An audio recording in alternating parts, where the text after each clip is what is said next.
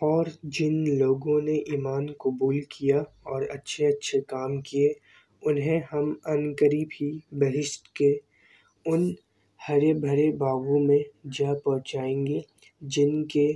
درختوں کے نیچے نہریں جاری ہوں گی، اور یہ لوگ اس میں ہمیشہ ابدالآباد تک رہیں گے۔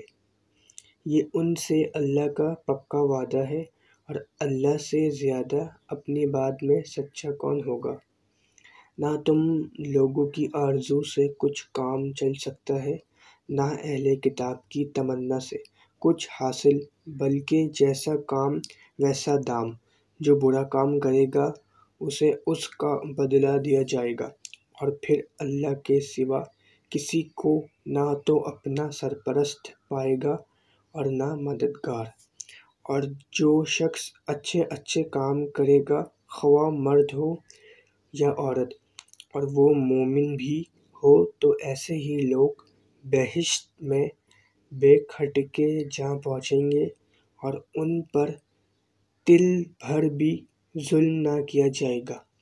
اور اس شخص سے دین میں بہتر کون ہوگا جس نے اللہ کے سامنے اپنا سر تسلیم جھکا دیا، اور وہ نیکوکار بھی ہے اور ابراہیم کے طریقے پر چلتا ہے جو باطل سے کترا کر چلتے تھے، اور اللہ نے ابراہیم کو تو اپنا خالص دوست بنا لیا۔ اور جو کچھ آسمانوں میں ہے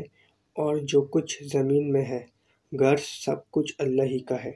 اور اللہ ہی سب چیز کو اپنی قدرت سے گھیرے ہوئے ہے۔